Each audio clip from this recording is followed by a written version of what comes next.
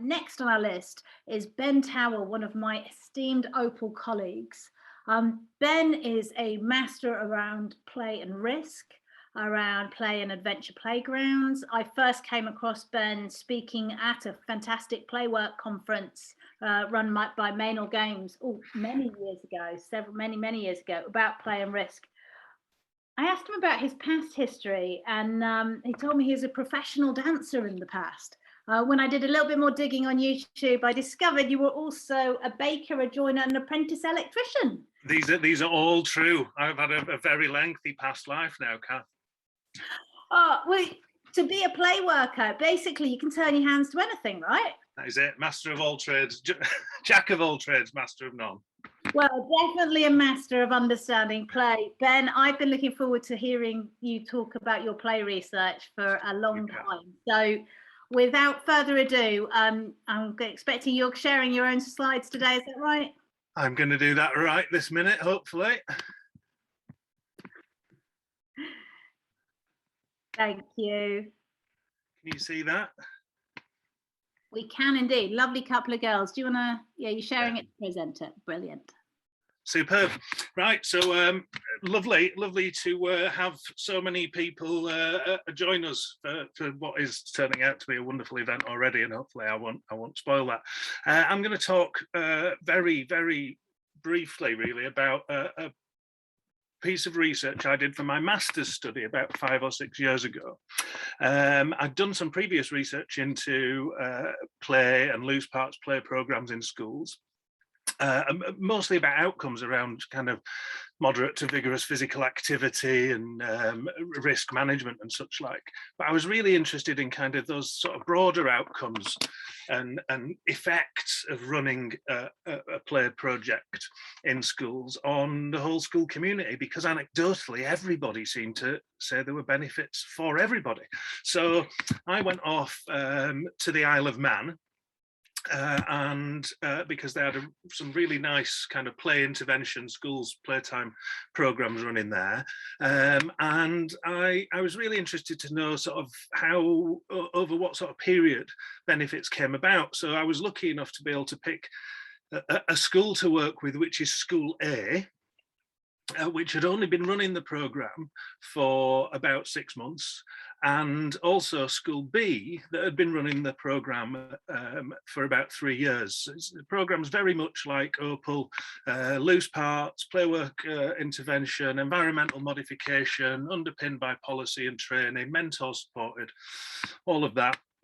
And I went and I did some head teacher interviews, and I talked with teaching staff via focus groups. I talked with midday supervisors via focus groups, and I chatted with the whole of both schools, year 6, in small focus groups as well. And what I'm going to run through the rest of this presentation is some of the kind of patterns, themes that came out of that work.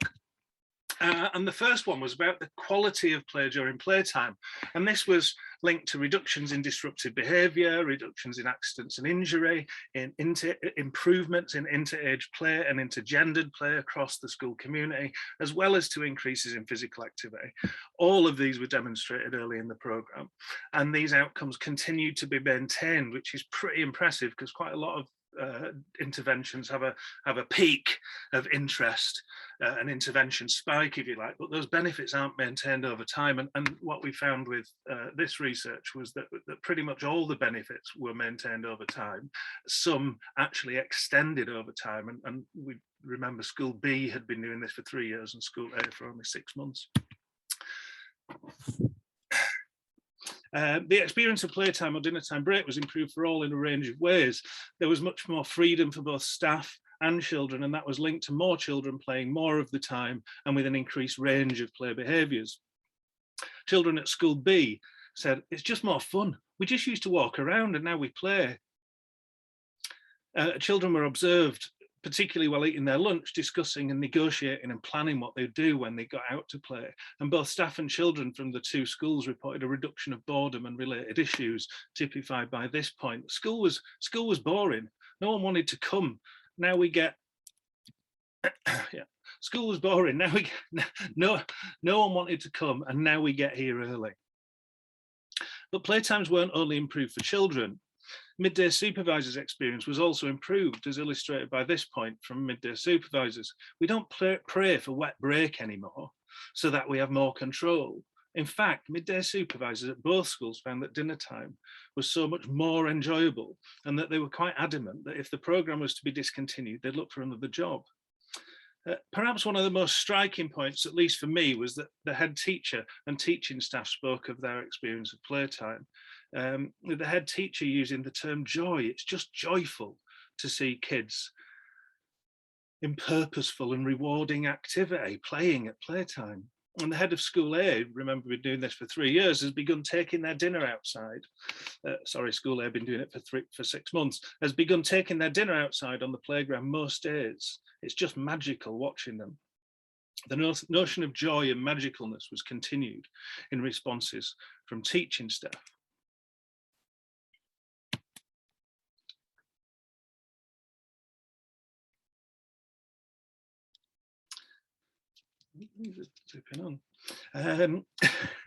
We don't hide in the staff room anymore. Also, it's so entertaining watching the children. They're so immersed. They don't even notice you watching and listening to their discussions. And it's a joy to be on playtime duty. Teaching staff at school B reported that they found children calmer and happier, and that as a result, they were too. And this newfound love of playtime had not escaped the children's observations, summed up nicely by this child from school B. There were so few of them before because they didn't like it, and it was worse. Now they all come out because they like it, and it's better. And finally, on this same issue, what we notice when teachers come here on supply at playtime, if it's not their duty, they come in and sit in the staff room because they're probably still thinking, oh, playtime. At playtime, you used to be on crowd control. It was like guard duty. You knew there was always going to be a commotion going on. And now, if there are people in the staff room and it's a nice day, we may knock on the staff room window and say, when do you want them in? And maybe extend playtime a bit. Because if they're enjoying playing, they're getting so much out of it. Another big issue that came out, or theme, was incidents and discipline. Children of all staff agreed there were fewer fallings out at both playtimes and dinner times, with the children at both schools identifying happiness as a significant contributory factor, and that the choice of opportunities meant that there wasn't the same level of contest over limited resources that there had been before the programme, and that in times of disagreement, it was easier for those involved to find alternative play opportunities, and as a result of the improved inclusion and integration, there were always alternative playmates to play with. The head teacher of school B said that there'd been a massive reduction in behavioural difficulties and the amount of disciplining they were having to do immediately the programme started. And similarly, the head of school A reported a huge reduction in perceived bad behaviour and reports of perceived bad behaviour.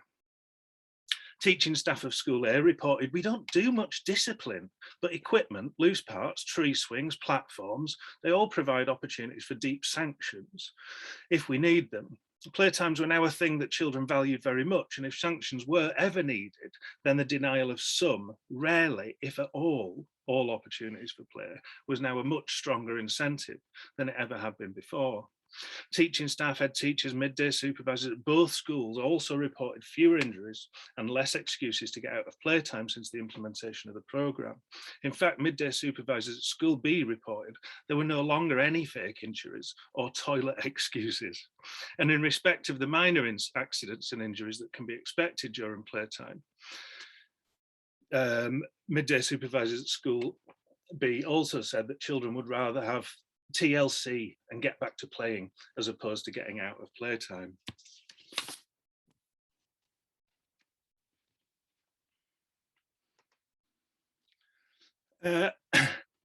Improvements in inclusion and integration. The head teacher at school B said that it broke down cliques immediately.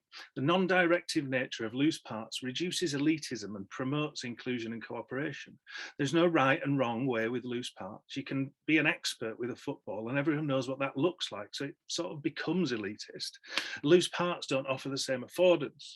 What they did was offer up an opportunity that, to be made the most of, routinely required creativity, cooperation, innovation, collaboration, cooperation and compromise, and as a result, reduced elitism and promoted inclusion. The head teacher and midday supervisors of both schools reported that there were no more isolated children due to the inclusive nature of the programme. Specifically reporting improvements in inter-age play, children playing with one another right across the age range, and intergendered play, boys and girls playing together right across the age range. And these observations of adults were validated by those from children from both schools. This child at school A said, and friendships got better because everyone was arguing because there was nothing to do. As soon as someone got the first ball, then everyone would be arguing with them to give it them. We got all this stuff, and now it's just miles better because we have all got so much more to do, and we're more free. And this child at school B, yeah, it's brought the majority of us together.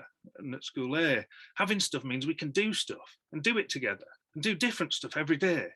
And finally, on this issue, I used to be a really girly girl, and now I play with everyone.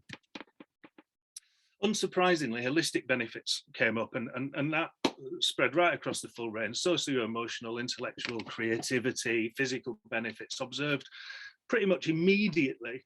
The programme was implemented and maintained over time. And it also started to feel a little bit like the more confidence and competence staff got in the delivery of the programme, the more they could facilitate, activate the environment and the opportunity in order to facilitate the potential for further holistic benefits. Head teacher of school B believed that it was the non-directive nature of loose parts that promoted imaginative and creative play, as the nature of the resources left creativity and problem solving to the children. The levels of perseverance, determination and cooperation are amazing. And the head teacher of school A noted how well the children manage their own behaviours, and in particular how well they manage risk-taking in their play. Children at both schools also reflected that they used more imagination and creativity since the implementation of the programme, because they were constantly changing and adapting their environment, creating new spaces for play. Their teacher of school B felt that children used higher level thinking skills in the sorts of play they're now engaged in. Head teachers, teaching staff of both schools recognised that they were learning more about individual children because they could see the play preferences and competencies that they exhibited. In terms of meeting learners' needs, it's been a revelation, just watching and learning from the children how they can, with permission, enable their own learning, even informal activities. In terms of learning to learn behaviours, it's like a building site, and they're building themselves as socially, emotionally and cognitively competent people. And we have all the right stuff for them to do it with. There was broad acknowledgement that children that perhaps didn't shine in the classroom, excuse me, environment often did in the play environment, and as such maintained engagement with school life. Teaching staff at school A noted multiple benefits that have come about since the beginning of the programme. We used to have to give really clear instructions, not so much now, because the children have developed initiative. And reflective writing tasks done this year based on play experiences were rich and expressive. But perhaps the most profound statement around benefits came from the very first child who I spoke to. And I asked her the very open question. Tell me about the programme. Tell me about the things that go on at lunchtime. And she said, well, yeah, because it wasn't that fun before. There was nothing on the grass, and now there is. They made it a whole lot funner, because when we had our old head teacher, we weren't allowed to play with anything at all, like sticks and stones. I mean, like, we had sticks and stones and stuff off the floor, but we weren't allowed to play with them. Well, we learn more playing out now, because we couldn't learn anything when we had just sticks and stones that we weren't allowed to play with. And the final theme is about attitudes, aptitudes and understanding. And this was a significant outcome reported by adult participants, was about how much the programme had changed how they thought about children, and as a result, how they acted towards children. Typified by the head teacher, I used to stop them doing things all the time, for no reason really, just habit. Further reflecting how embarrassed they were.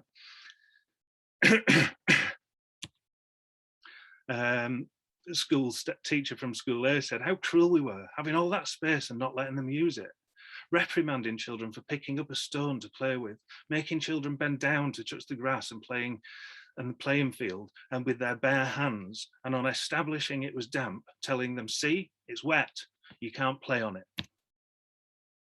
Head teacher of school A said, we've become more relaxed, more flexible. There's just no need to be as inflexible as we used to be. And the midday supervisor saying, we don't really have rules. We just decide as we go along. It's just flexible with limits, assessing with dynamic risk benefit assessment, how we get along.